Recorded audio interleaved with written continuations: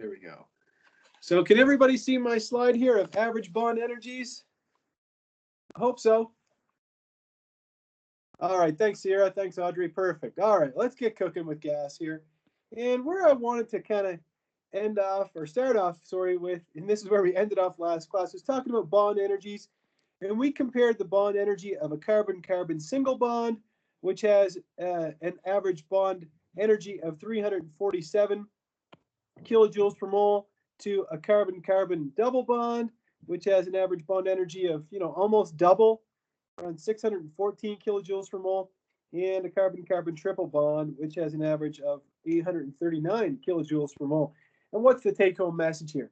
It's nothing more than the higher the bond order, right? The more bonds that we have between atoms, the stronger the bond is, right? And before we move on with this, I want to put one thing in your, one bug in your ear before we really get into today's lecture, is that if you wanted to break this carbon-carbon bond, okay, this single carbon-carbon bond, it's going to cost you 347 kilojoules per mole. That means you're going to have to put that much energy in to break that carbon-carbon bond.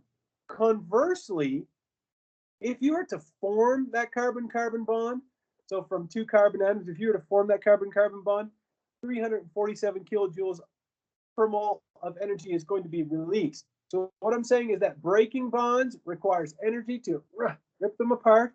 And when bonds are formed, energy is going to be released. Okay, and we're going to look at that in even more detail later on. In last class, we talked about the trends in bond order, bond energy, and bond length. And we said that for a given pair of atoms, of course, the higher bond order results in a shorter bond length. And I told you that that's because the atoms have to get closer and closer together to form all those bonds. And of course, they have a higher bond energy just because there's more bonds between them. So not only do we get shorter bonds with a higher bond order, but we get stronger bonds, okay? And then it says here, as bond length increases down a group in the periodic table, it's going to decrease across a period. And that follows the same rationale as atomic size. And we've gone over that many times in this class, so I'm not going to hammer on that anymore today. All right, so let's go ahead and look at a new slide. And this one shows the relationship between bond length and covalent radius. And you see that we have 4 diatomic molecules here, 4 halogens. So we have fluorine, F2, Cl2, Br2, and iodine. We have I2. So these are the diatomic, these are the diatomic halogens, I should say. They're not the only diatomic elements. But my point is this, is that if you're wondering, where do those bond lengths come from? Okay, well, bond lengths, the way that bond lengths are measured is they are 1/2 the distance, in this case, in these diatomic molecules, it's going to be 1/2 the distance between the 2 nuclei. So they measure the distance between the 2 nuclei like that, which is 143 picometers, cut it in half, and you end up with 72 picometers. And they say, okay, well, that's the radius of a fluorine atom, okay? And so the radius of the fluorine atom isn't measured directly. It's measured using this technique. And so what I want you to understand is that when you go back to a table like this and you see all these bond lengths, these are average bond lengths, okay? Say, for example, if you look at a carbon-hydrogen bond, okay, that's shown here. It says it's got a length of 109 picometers. And so that means it's the average of many molecules with carbon-hydrogen bonds because, there's going to be some variation there. The same thing applies with the bond energy. Okay, it says 413 kilojoules per mole, but that's the average because there are many, there are literally Avogadro's number of molecules that could have carbon-hydrogen bonds in them. All right, well, let's move on from there and let's look at this slide here. This is meant to be kind of a simplified view of that table that we just looked at, the first table we looked at today. Excuse me. And the take-home message here is nothing really new for you. It's that if we look at a carbon-oxygen bond, we go from a single to a double to a triple. We increase the bond order from 1 to 2 to 3. What's going to happen is the bond length is going to decrease, right? The bond lengths are going to get shorter and shorter, but the bonds are going to get stronger and stronger. And we could do the same thing with carbon-carbon bonds. and nitrogen-nitrogen bonds. Let's just look at that quickly. We look at the nitrogen-nitrogen. We go from 1 to 2 to 3 in our bond order. What happens? The bond length decreases. Again, as we have more bonds, those atoms have to get closer and closer together, and the average bond energy is going to increase. The bonds get stronger and stronger like that. All right. Well, let's move on from there and take a look at another problem. It says here, without referring to a table, that's nice, without referring to any table, rank the bonds in each set in order of decreasing bond length. So in A, we have sulfur fluorine bond, a sulfur bromine bond, and a sulfur chlorine bond. So let's start with A. Move over here where I get a little bit more room, and we want to rank these in order of decreasing bond length and decreasing bond strength. So we'll put here, so we'll put strength at the top, so strength at the top, and then maybe we'll put length down here, I guess, okay, like that. All right, so let's start with bond strength. So we'll put the strongest one at the top. And remember, the shortest bond should be the strongest bond, right? Because the atoms are closer together, and it's just going to result in a stronger bond. When the atoms can get closer together, we get stronger electrostatic interaction between the nuclei and the electrons. And so, the question becomes, well, if I look at all three of these, they all have sulfur in common. Okay, great. But what about the halogens? Fluorine, bromine, and chlorine. Well, if you look at the periodic table and you look at group 7A, you have fluorine at the top, chlorine, then bromine, then iodine. What happens with atomic size as we go down a group? Who could tell me, when I go down a group, what happens with atomic size? Increase or decrease? Yeah, absolutely. You're all correct, right? It goes up, increases, yeah. So we'll put larger atom and smaller, right? We just looked at this a couple of slides ago, had a beautiful picture. And so since the fluorine is the smallest of those three halogens, that means that it's going to have the strongest bond with sulfur like that. Then the sulfur chlorine is going to be next, and bromine is the biggest of all three of those halogens. And so it's going to have, the weakest bond. So we'll put our sulfur bromine bond like that. Now, in terms of length, right, it's going to be ordered in the exact opposite direction. Right? It's going to be the opposite because the length is going to be dependent on the size of the atoms. Bromine is the largest of these three halogens. And so for our length, the biggest one is going to be, or the longest length, I should say, is going to be the sulfur bromine bond, followed by the sulfur chlorine. And fluorine is a really small atom. And so it's going to have the shortest bond length. All right, give me a thumbs up if you follow me on that. Just that.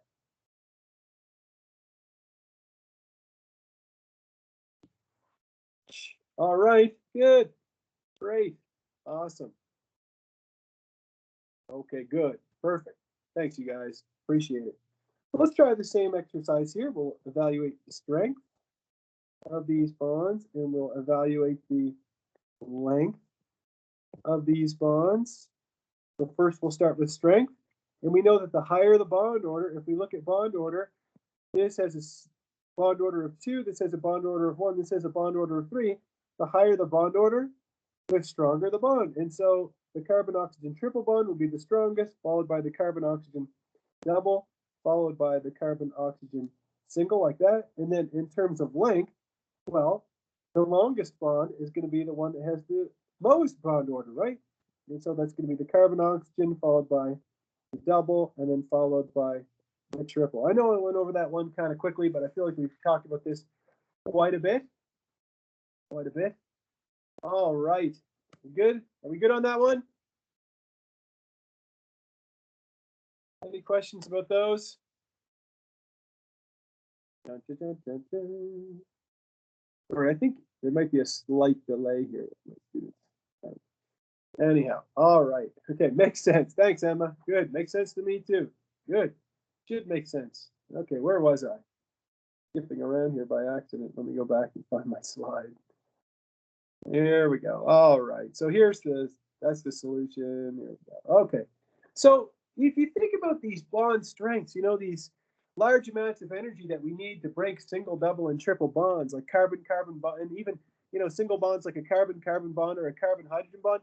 You might be thinking like, well, that doesn't, this doesn't add up, right? I can't connect the dots here. How can a carbon-hydrogen bond or a carbon-carbon bond be so strong, but then covalent compounds? Okay, if you think about covalent compounds, they're usually gases, liquids, or low melting solids. And if you weren't aware of that, I'll just tell you that they are. Okay, and so what's being shown here is that what's in this beaker that's boiling, this is not water. This is a molecule called pentane. Pentane. And pentane looks like this. It's got 5 carbons connected all in a row like this, and each carbon has a total of 4 bonds. And so you fill all those up with hydrogens like this. We call it a hydrocarbon. And if you've ever been to a gas bar, if you've ever bought gasoline for an automobile, you know that you're filling up your car with a hydrocarbon. So you can see what's in the hydrocarbon. It's carbon-hydrogen bonds and carbon-carbon bonds, nothing else. Okay, just 2 types of bonds. Now this is a space-filling model of pentane right here. The gray spheres represent the carbon, the blue spheres represent the hydrogen. What's my point?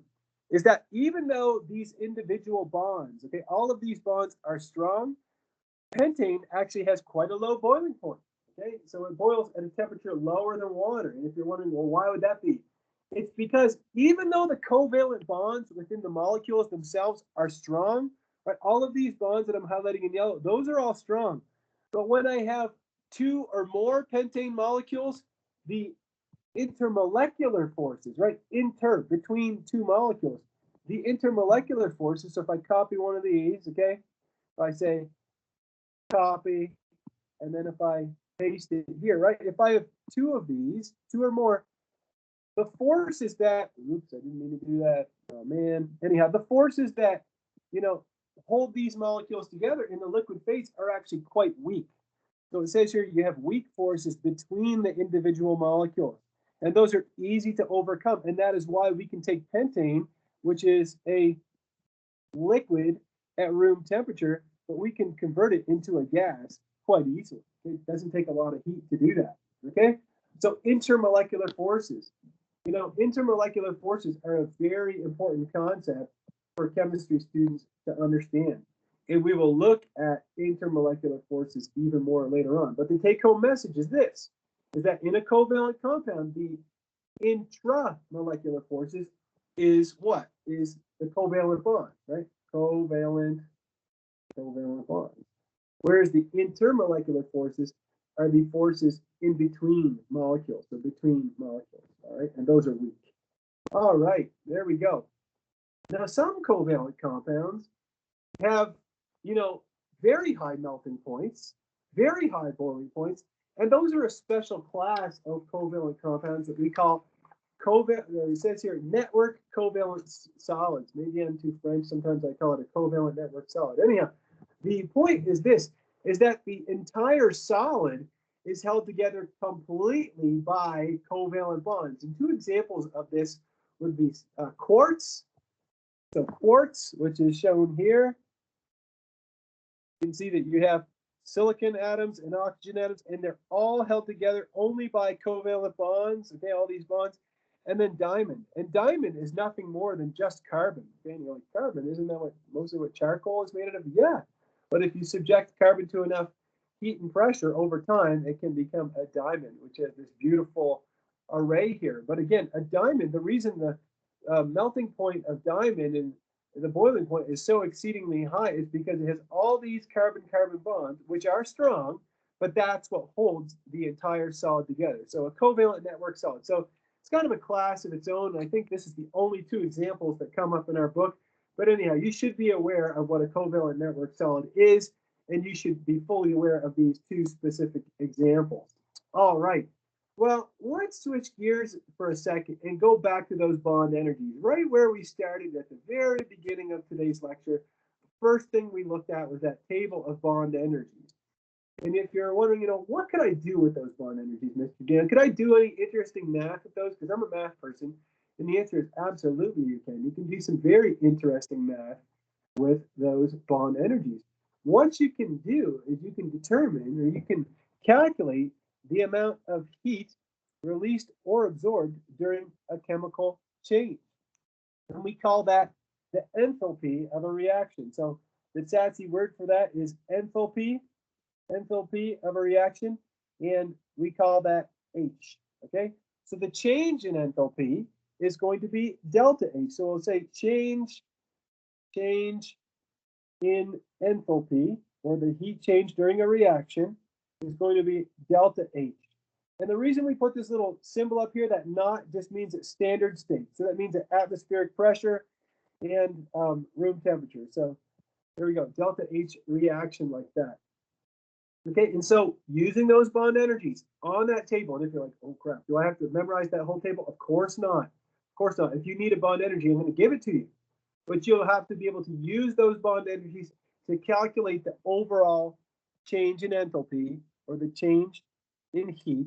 So that means the heat released or absorbed during a chemical change. And you're going to do that, you're going to use this equation right here. So the delta H of the reaction, or the change in heat during the reaction, or the word we use for that is the enthalpy. Change in enthalpy for the reaction is equal to the sum of the changes in enthalpy of all the reactant bonds broken. And I'm going to show you a really easy way. Don't get scared by this symbol. That just means the sum of all the bond enthalpies of all the bonds that are broken.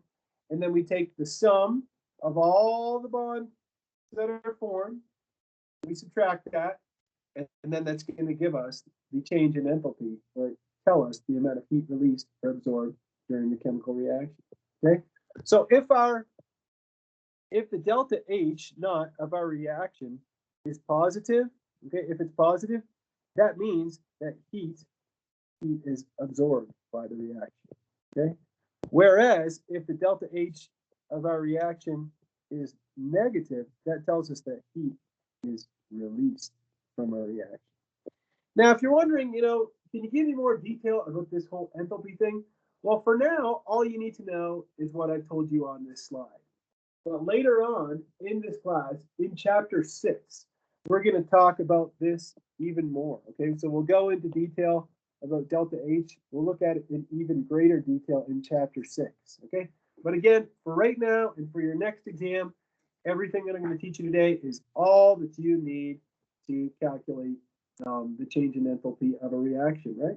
Now, if you're the kind of person that just needs a picture for everything, this is a picture of the change in enthalpy for this reaction. And I'll write out the reaction for you.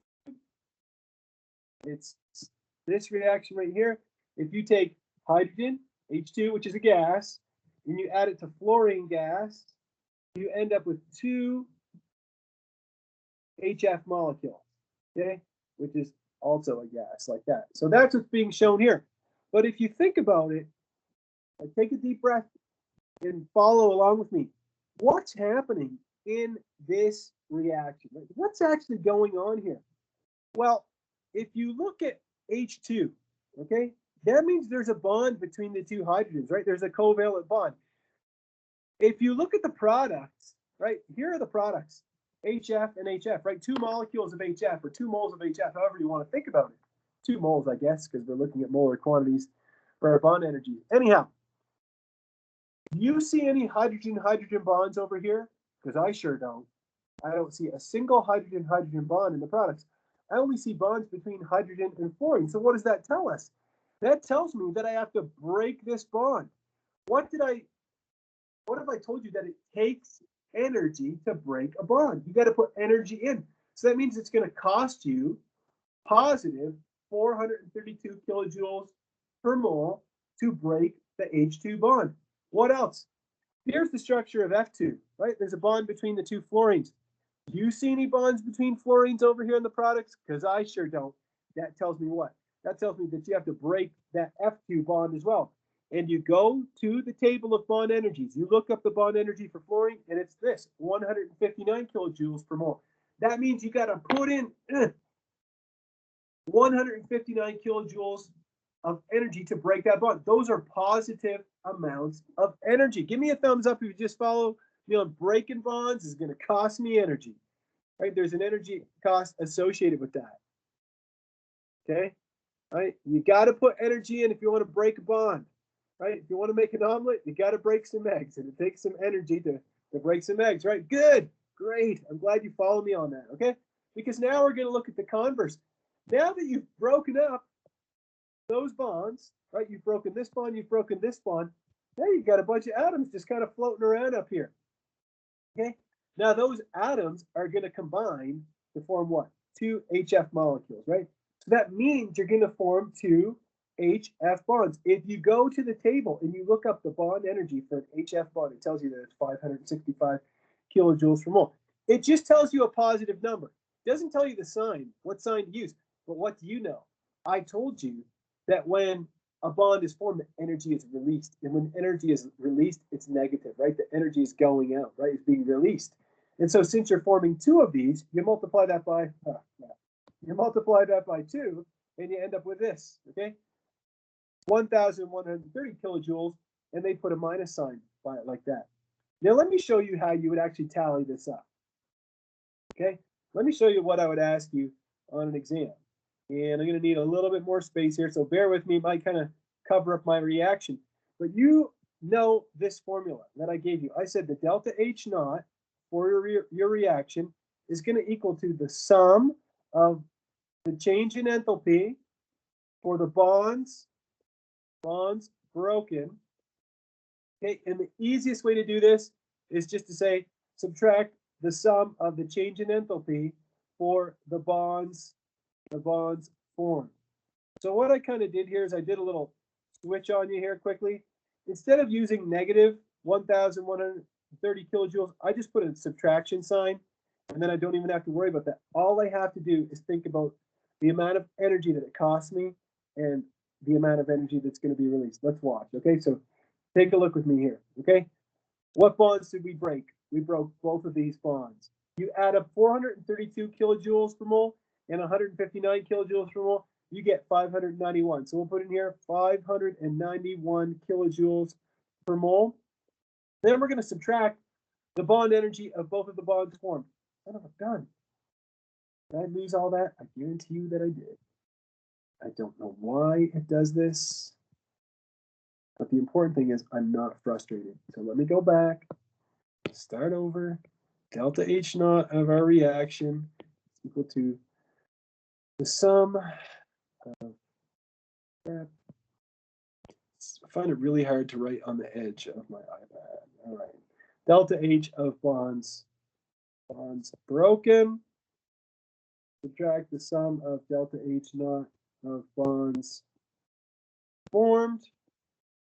So that means it's going to be equal to 591 kilojoules per mole. Subtract our 1,130 kilojoules per mole, right? That way you can just take the value directly from the table and say, okay, well, I formed both of those bonds. And then you punch that into your calculator and you get negative 539 kilojoules per mole. And that's the answer. That's the change in enthalpy of the reaction. So that tells you that the products are more stable than the reactants by this amount, by the relative amount of 539 kilojoules per mole. Give me a thumbs up if you follow me on that one.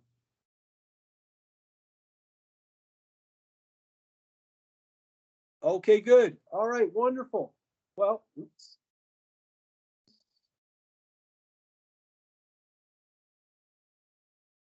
Back here. All right, so here's a similar example. This shows the combustion of methane. The balanced equation is shown at the bottom. I'll just rewrite it at the top. So you have methane, which is CH4, plus 2 moles of oxygen gives you CO2 gas plus 2 moles of water. I'm going to go over this one a little bit quicker, just in the interest of time here. Okay, so look, we're starting it with our methane. We have CH4.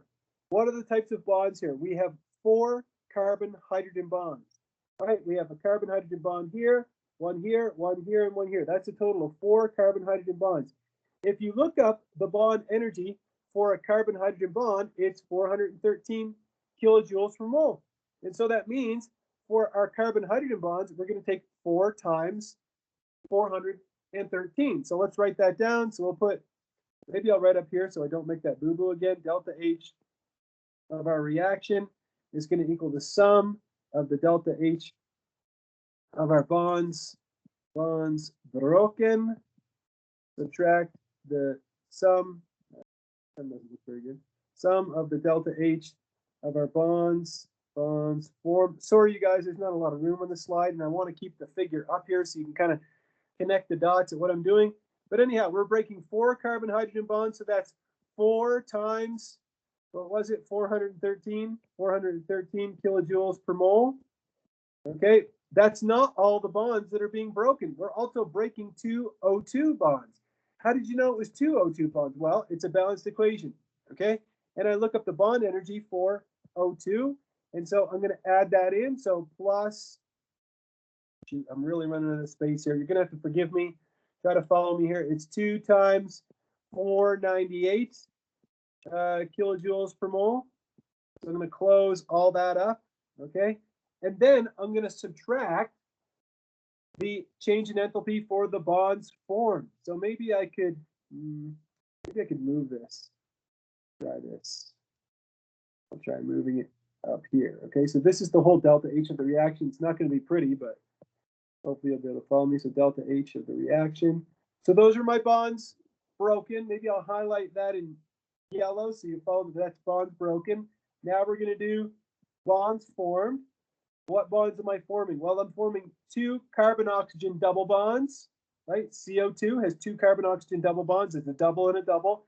And 1, 2, 3, 4 oxygen-hydrogen bonds. So let's tally all that up. So I'm going to subtract 2 times the bond energy of the CO carbon-oxygen double bond, which is 799 kilojoules per mole. Okay, plus 4 times 467 kilojoules per mole, 467 kilojoules per mole, like that. And so these, again, are my bonds formed. And when you punch all that spinach into your calculator, you end up with, and I've done the math already, just to double check, if you want to double check your work, you get 2,648 kilojoules per mole. Subtract 3,466 kilojoules per mole, like that, and you get a total of negative 818 kilojoules per mole. Okay, so that's the delta H naught of your reaction, like that. So that tells you that you end up releasing heat from the reaction, and you release 818 kilojoules for every mole of this combustion reaction that you do. Okay, give me a thumbs up if you're like, I think I could do this. Give me a minute to give it a practice. You have to do it. Cha, all right. Well, if you say yes, then let's try another practice. Okay, let's try this one here. Okay, it says calculate the delta H reaction for the chlorination of methane to form chloroform. Right, form chloroform. Okay. Well, let's evaluate this here. So we're taking methane, and we react it with 3 molecules of chlorine, Cl2, and we end up with, this is chloroform. This is chloroform right here, and we end up with 3 HCl molecules. Well, what bonds are we breaking, and what bonds need to be formed? And so what we're going to do is we're going to break all 4 of these bonds. 1, 2, 3, 4 carbon-hydrogen bonds. We're going to break 3 chlorine bonds. What are we going to form? We're going to form 1, 2, 3 carbon-chlorine bonds. We're going to form 1 carbon-hydrogen bond, and we're going to form 3 hydrogen-chlorine bonds. And so this is one of those examples where I'll actually just show you the solution right here. And so what you do is you use your formula, which I have right here at the bottom. The delta H of reaction is going to equal the sum of the bond energies for the bonds that are broken, subtract the sum of the bond energies or the bond enthalpies for the bonds formed. And when you tally that all up, you get negative 330 kilojoules. Okay, and then they could have put kilojoules per mole, but anyhow, they just wrote kilojoules. All right. So again, I know that most of you probably follow me on this, but we go over it one more time. You're breaking 4 carbon-hydrogen bonds You're breaking 3 chlorine-chlorine bonds. Where did you get these numbers from? From the table of bond energies.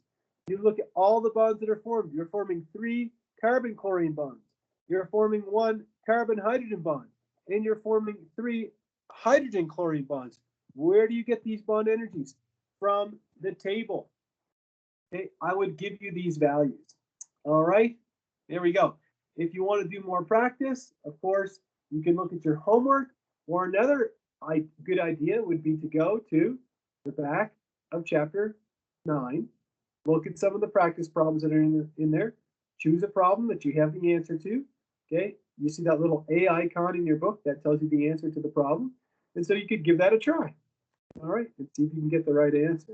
Okay, because I can guarantee you there's going to be a question come up on your ACS final that will involve this formula. Okay, guaranteed.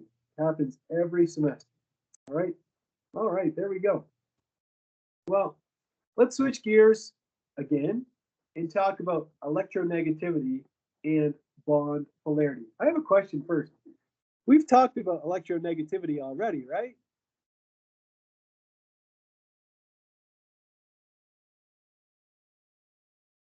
So yes, we have talked about electronegativity. So I got a couple of questions here that I want to address. First, somebody asked about the change in enthalpy of a reaction. They said, is it almost expected to be a negative number every time? And the answer is absolutely not. Sometimes yes, sometimes no. It depends on the reaction. So no, you cannot always anticipate that. For a combustion reaction, it will always be negative, but you can't always guarantee that for every reaction. And it says here, are we always going to be given the bond structure for the diagram so that you know which bonds are broken and which bonds are formed? I'd say that before you look at Lewis structures, yes, but by the time we get to the next exam, the answer will be no, because we will look at how to draw the structures of all of those molecules so that you'll be able to explicitly identify all of the bonds, which bonds will break, which bonds will be formed. Okay, we haven't gotten there yet, but of course we're still learning. All right, we're just starting. General chemistry. We're not even halfway through. All kinds of fun stuff to look forward to. Well, we've talked about electronegativity, right? And I told you that there's only 3 things, 3 absolutes: death, taxes, and electronegativity, right? Students love electronegativity. It's an easy atomic or periodic trend to remember. But I want to talk about differences in electronegativity in atoms that are in a bond. All right, let's say we look at a bond like a carbon hydrogen bond, or maybe a carbon carbon bond, or maybe an oxygen hydrogen bond. Well, if you look at the carbon carbon bond, obviously the electronegativity of those 2 elements is the exact same, right? They're identical. So there's going to be no difference in electronegativity there. But if we look at the carbon hydrogen and the carbon oxygen, the oxygen hydrogen bond, there's differences in electronegativity between different elements. So how would that affect the bond? And that is going to affect what's called bond polarity. Let's look. It says a covalent bond in which the shared electron pair is not shared equally, but remains closer to one atom than the other is called a polar covalent bond. So what that tells us is that these bonds might be polar covalent bonds. So let's hold on before we make any harsh judgments. Now, the next bullet point just rehashes the definition of electronegativity. It says the ability of an atom in a covalent bond to attract the shared electron pair is called its electronegativity. The higher the number, the greater the electronegativity of an atom, right? The most electronegative atom in the periodic table is fluorine. It has an electronegativity of 4. And so that means that fluorine has a really powerful ability, or it has a strength or an ability to pull electrons towards itself in a covalent bond. Remember, we're talking about covalent bonds here. We're not talking about ionic bonds. Now, if we wanted to talk about an ionic bond, we could look at this slide. It says polar covalent bonds are much more common than either pure ionic or pure covalent bonds. That's a bold statement. What that's telling you is that most of the bonds that we encounter in chemistry are in fact polar covalent bonds. So these are going to be very, very important moving forward in this class, okay? I promise you that polar covalent bonds are going to be important in this chapter chapter that follows this and the chapter after that. Okay, I promise that polar covalent bonds are going to be extremely important. So let's take a look. Now, we've studied ionic bonding quite extensively in this class. And when you have an ionic bond, there is no sharing of electrons. Now, I can give you a little kind of asterisk here and tell you that's not entirely true. Okay, there's a little bit of electron sharing, but essentially none. Okay, we have a cation, right, that has a positive charge. We have an anion. They're attracted to each other by an electrostatic interaction. We've discussed Coulomb's law. We've discussed, charges and atomic or ionic radius, the factors that affect lattice energy. Okay, so we covered all that in detail. But if we have a polar covalent bond, this is where we have a covalent bond, but there is an unequal sharing of the electron pair. Right? There's an unequal sharing of the electrons between the atoms. And there's a couple of ways that we can represent that. We can draw an arrow like this. We say that represents what's called a dipole moment, or we can put these little delta symbols here. Okay, the delta means nothing more than partial. So the delta means partial. So that means that when you see delta plus, that means partially positive. When you see delta minus, that means partially negative. It doesn't mean cation and anion. It means partially positive, partially negative. Let me give you an example of a molecule that would be polar covalent. I'll give you a very simple example. If you look at HF, okay, hydrogen fluoride. Hydrogen has an electronegativity of 2.1, and fluorine has an electronegativity of 4.0. That means that, again, since fluorine has a greater electronegativity, it's going to pull more electron density towards itself, right? They are sharing these two electrons, but it's an unequal sharing. Okay, my daughter is 5 years old. Her and I like to go to Costco sometimes and share a piece of pizza. It's sharing, absolutely, but is it equal sharing? No, it's unequal sharing. Dad usually gets a little bit more of the pizza. Okay, so still being shared, but it's not an equal sharing. And so we could represent it like this. We could say, we have this arrow. We put the pointy head of the arrow towards the atom that's more electronegative.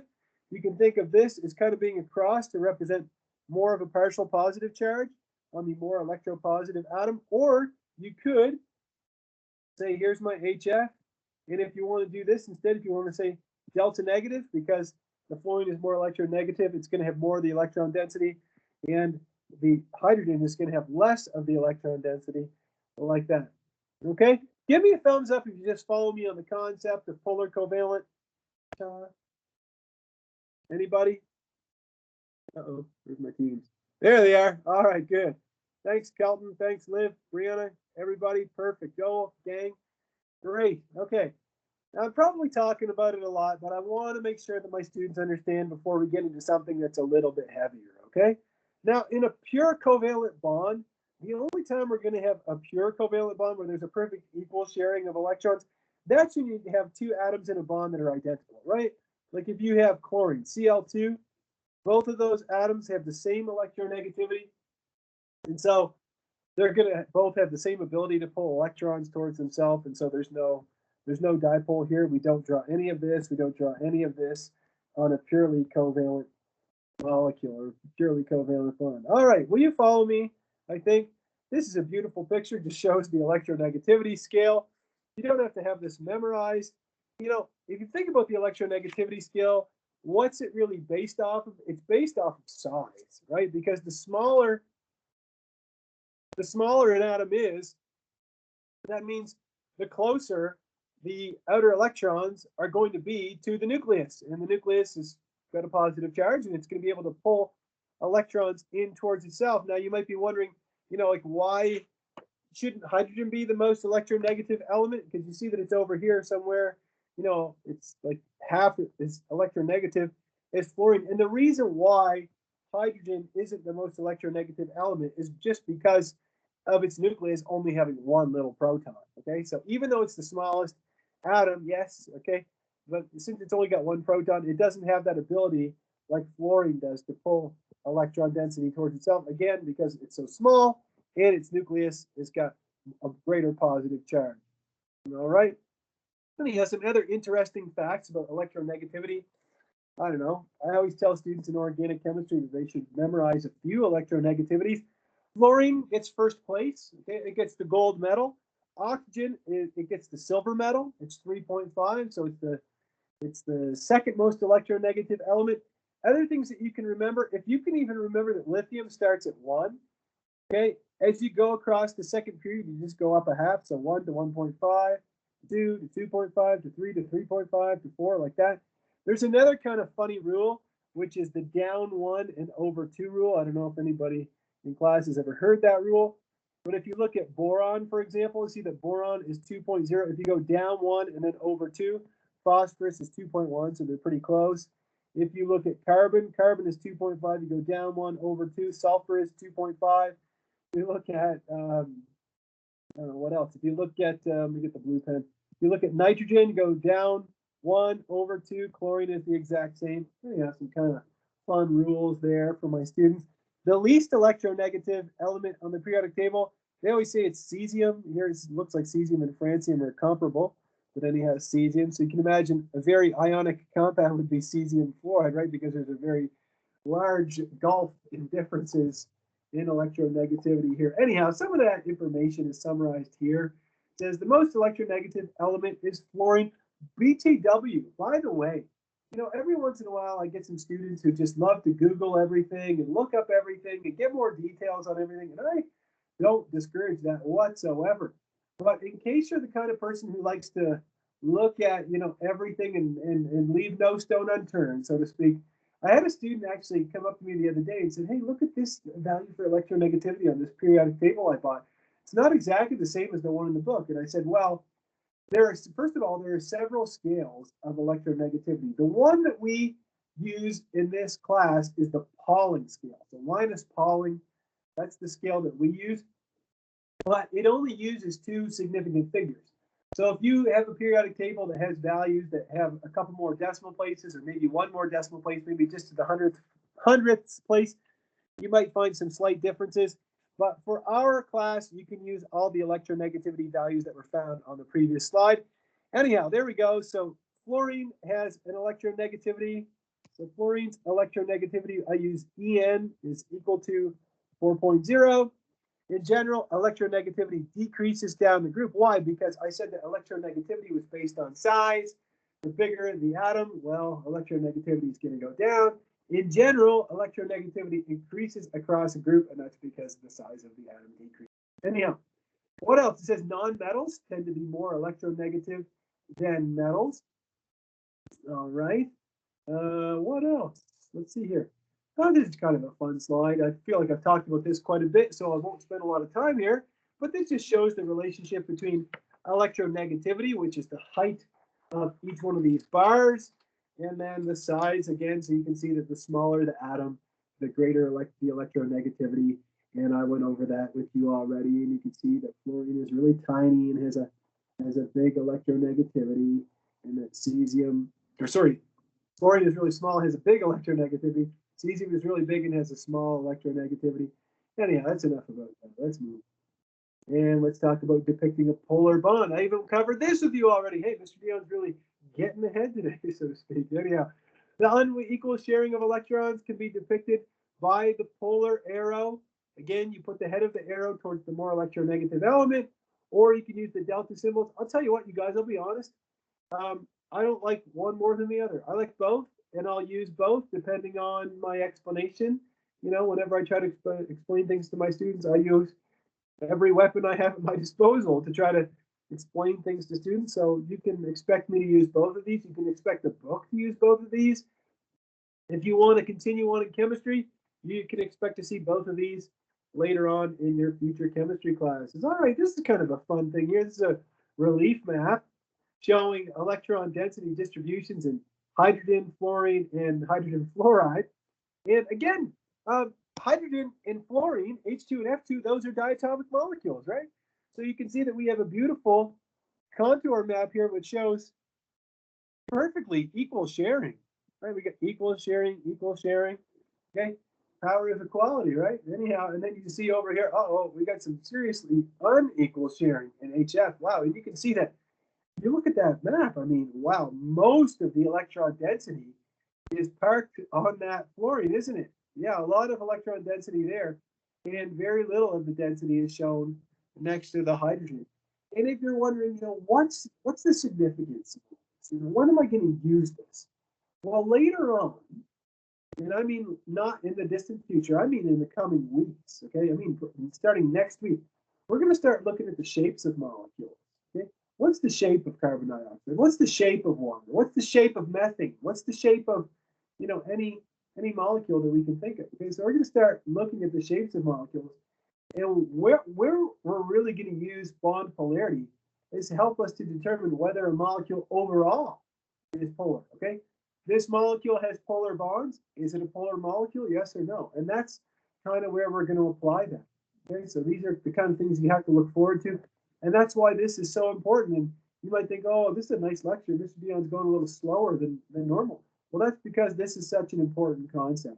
Anyhow, it says delta En are differences in electronegativity ranges for classifying the partial ionic character of bonds. Now, I'll be honest with you, and she says it in the book. The author addresses this in plain English. She says the cutoff for delta En, okay, for delta En, which is shown right here, okay. If you have a difference in electronegativity that's 0.4 to 0.0, so somewhere in that range, that's going to be mostly covalent, and sometimes we'll call that I'll just call it non-polar covalent. It's easier to keep track of it that way. If you're like, well, come on, man, if it's 0.4, hey, there's a difference. There's a difference there. Well, the difference is so slight that we can negate it. Okay, let me give you an example. Remember that carbon-hydrogen bond we talked about earlier? Well, carbon has a value of 2.5. Come on, Dion, you can make a 5. 2.5, and hydrogen has a value of 2.1. So the delta En here, we always take the highest one and we subtract the lowest one so that we end up with a positive number. The difference is 0.4. So there is a difference, but it's so slight that we assume that this bond, the carbon-hydrogen bond, we say that's a non-polar covalent bond. Okay? Now, if you're in the range of 0.4 to 1.7, that's going to be a polar covalent bond. Let me give you an example of that. If you have a bond between oxygen and hydrogen, right? Hydrogen is 2.1, oxygen is 3.5. So the delta En here is going to be equal to 3.5 minus 2.1, and that equals 1.4. So that's somewhere in that range, right? Somewhere in that range. And so that will be classified as a polar covalent bond.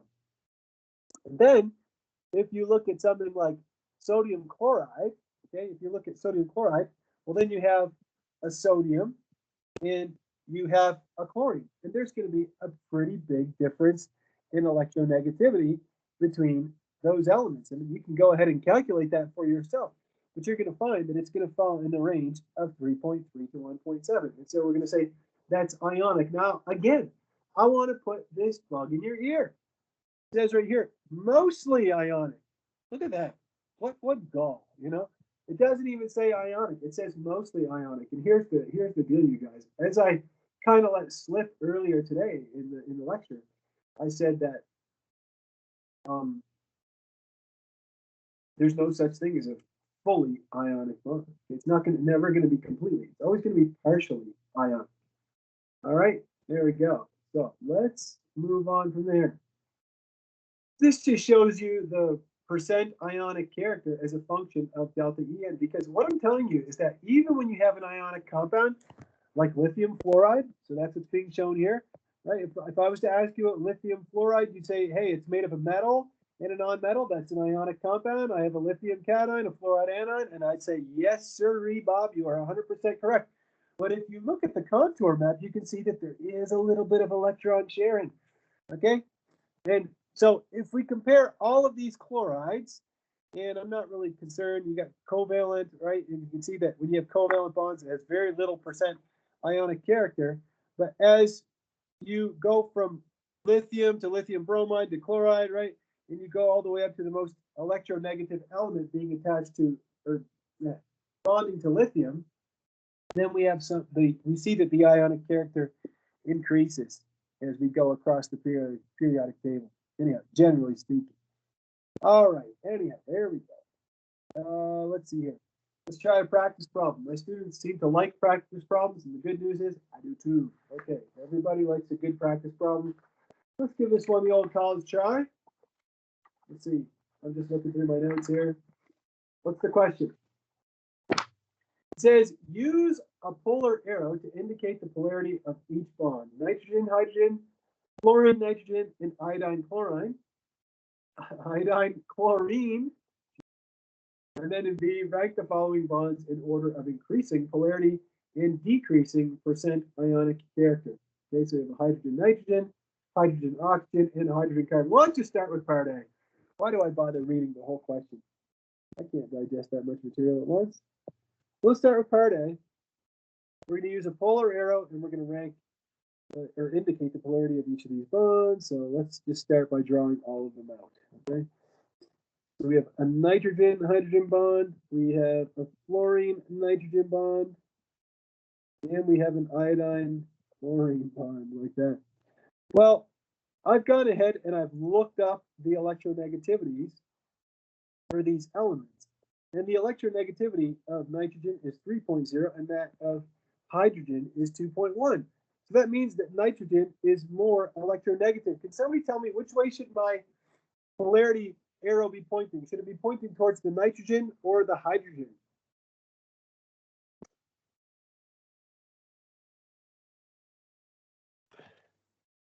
Absolutely. Absolutely. There we go. Like that. Okay. Let's look at the next one. I bet you can solve the next one without even looking up the values, right? Because you know the fluorine is the most electronegative, nitrogen is 3. So which way should my arrow be pointing? Towards the fluorine or the nitrogen? Not a trick question. Mr. Dion is not into trick questions. You're all absolutely correct. Like that. And then I have iodine and chlorine. And you can see that iodine has a value of 3.0. Or sorry, iodine is actually 2.5. 2.5.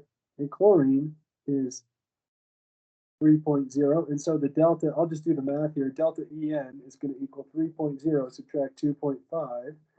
Equals 0.5, that's greater than 0.4. So this is a polar covalent bond. And so the dipole arrow should be going like that. Okay, so that is the solution to A. Then in B, we want to rank them, these bonds, all three of these bonds, in terms of decreasing or increasing polarity and decreasing ionic character. So what do we put here? Most polar, and then down here we'll put least polar, like that. All right, like that. Can anybody tell me which one of these should be the most polar bond? Oxygen, nitrogen, oxygen, hydrogen, or carbon, hydrogen? Anybody? I know there's somebody out there who knows the answer to this. Which one would be the most polar bond?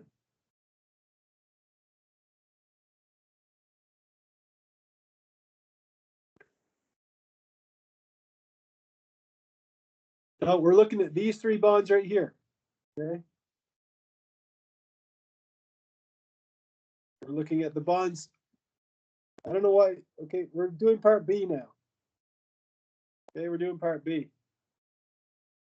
Okay, I'll help you guys out. So if you look at these three bonds, what do they all have in common? They all have a hydrogen. Okay, the electronegativity of hydrogen isn't going to change. The hydrogen is 2.1. Now, which one is going to be the most polar? It's going to be the one with the largest delta En, right? The biggest difference in electronegativity. Well, then the question becomes, which one of these atoms is the most electronegative, nitrogen, oxygen, or carbon? And the answer is oxygen, right? It's going to have the most difference in polarity, or greatest difference in electronegativity between the two elements. And so it's going to be the most polar. So we'll put hydrogen, oxygen, okay, followed by hydrogen, nitrogen, followed by hydrogen, carbon. How did I know that? Well, look, Hydrogen is 2.1, oxygen is 3.5, hydrogen is 2.1, nitrogen is 3.0, hydrogen is 2.1, carbon is 2.5. So if I calculate my delta En, here it's going to be 1.4, here it's going to be 0.9, and here it's going to be 0.4. So I'm going from a polar covalent to another weaker polar covalent to something that's essentially non-polar, okay, the least polar. All right, does that make sense? Shana? Okay, good. All right, well, if that makes sense, then if we're talking about percent ionic character, okay, so if we want to talk about percent ionic character, the one that's going to be the most ionic is going to be the one with the greatest delta En. And so this one is going to be the most ionic. Okay, this one's going to be the second most ionic, and then this one will be the least, have this least ionic, I should say least percent ionic character. Character. Good grief. There we go.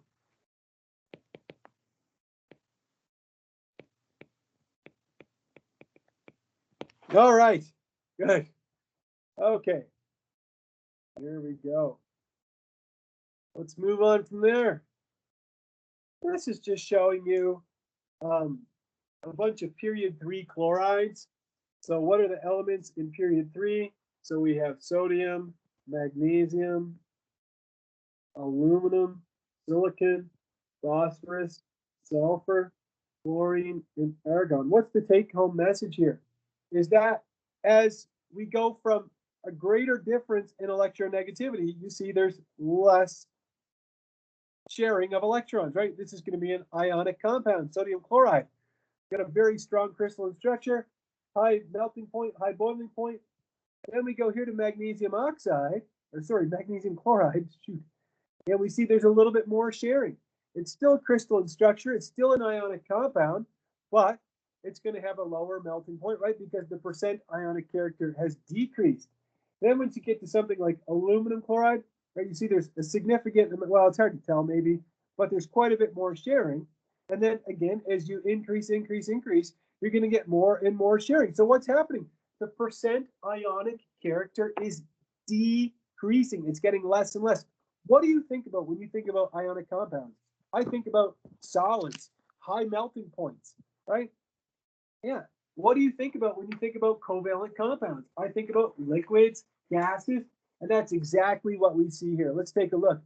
All of these compounds, sodium chloride, magnesium chloride, aluminum chloride, silicon chloride, phosphorus trichloride, sulfur dichloride, and chlorine are all shown right here, okay? I should have said silicon tetrachloride anyhow. There we go. I'll give you a second to look at those.